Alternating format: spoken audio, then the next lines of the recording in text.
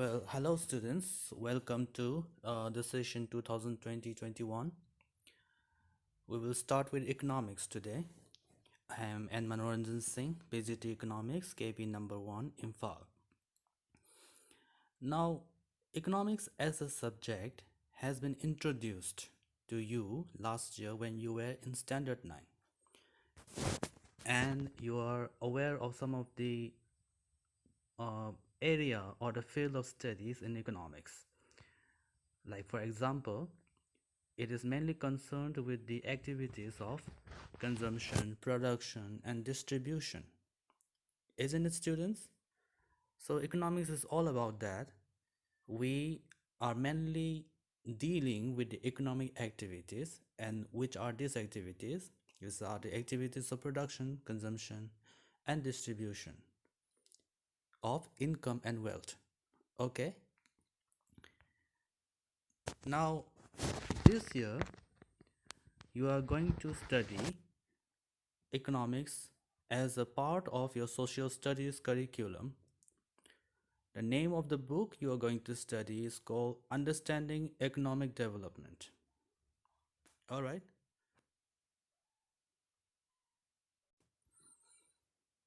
All right. So just to let you know, economics will carry 20 marks. You have social studies, which is of 80 marks theory, and in that 20 marks will be from economics. Let us look at the content of economics. Now, if you look at the content, you will find that the first chapter is on development. The name of the book itself is Understanding the Economic Development. So, the first chapter is development. So, you will have a better understanding of what development is and why is there a need to study economic development. All right. The second chapter is on the sectors of the Indian economy. The third is on the money and credit. This will mainly relate you to the banking and the evolution of money in our society. All right. Now, the fourth chapter will be on the globalization and the Indian economy. This is very important. This is a very important chapter and a major portion of your marks in the board exam every year uh, comes from this chapter. Now, consumer rights, I don't know about this year, but last year these consumer rights were kept for the project work. So that means this had been included before in the board exam, but since the last year, since the last academic session, this particular chapter has been excluded for your board examination. All right, so let's see whether the CBSE makes any major changes this time and includes it again. But for the time being, let us suppose that this consumer rights is excluded for your board examination. Now, the question really is, what is development?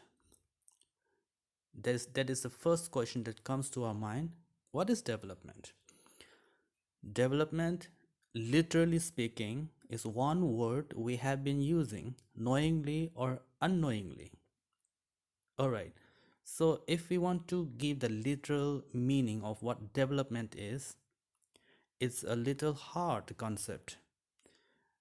You can see here, it's a debatable question. Somebody will say that it's not agreeable, and some person may say that it is agreeable, but no two-person has a clear-cut definition for development. Okay, students, why is it so debatable, and why can't we explain development in one uh, particular word or a sentence? Let us see that further.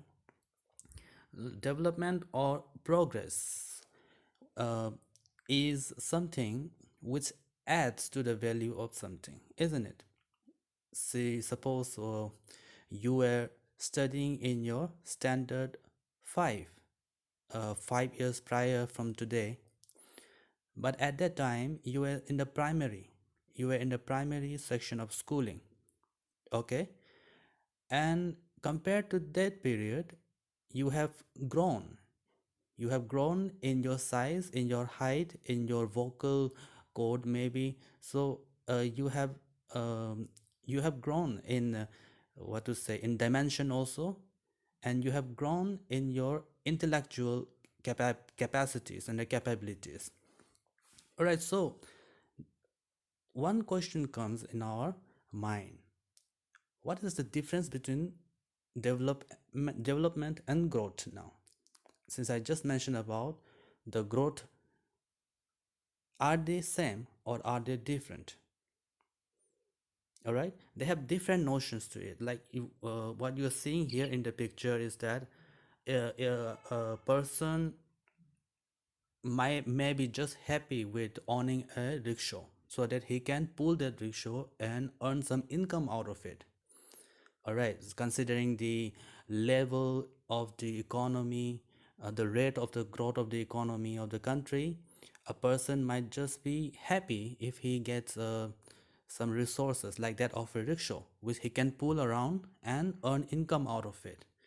On the other hand, a person might want to get a car, since he might be working in some MNC or in some private company or with some high paying job, he can afford the car. Now there is a difference between the aspirations of the two persons. Okay, so there is difference in the notions of people. So how can we really come to an agreeing term what development is? For a person who is happy with getting just a rickshaw, that is a development for him.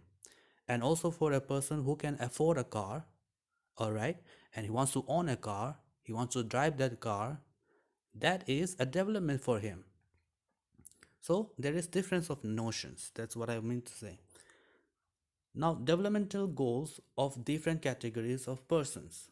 Let's see some of the difference in the notions. Like for a person, landless rural laborer, uh, more days of work and better wages, local school available for providing quality education to their children, lack of social discrimination against them. See, these are some of the things which they aspire, which they want in their life.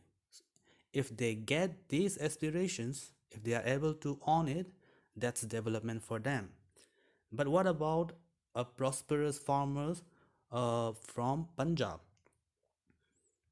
Now, for a big farmer, for a landed farmer or a prosperous farmer, like I just mentioned in Punjab, uh, assured high family income through higher support prices, okay, for their crops, and through hardworking and cheap labor. This is one aspiration. This is some development which they want to achieve. And ability for them to send their children abroad for studies. If they achieve if they achieve such kind of aspirations, there will be development for them. Isn't it different? Isn't it the difference between the two different sections of the society? Children. Now, you might get confused when you hear of this higher support prices over here. Higher support prices from the government. I am sure that last year you might have been introduced to this concept of support prices. All right, these are the prices which are pre-announced by the government in order to incentivize the farmers. Okay, so likewise, a girl from a rich urban family might want to get some freedom and liberty uh, and equality uh, of herself with her brother. So this is one thing that our society, in Indian society, see in general, that there is a distinction between a girl child and a boy child. All right. So a common girl, a girl's aspiration will be that she is seen as equal with her brother. All right, if that is achieved, that is the development for her.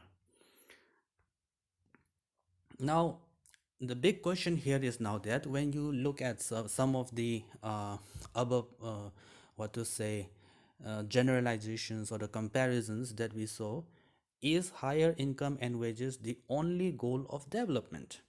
Is it? No, that is not actually the only goal of development. Development doesn't only mean the quantitative factor, all right? Just the increase in the income or the level of income of a person will not define development of that person.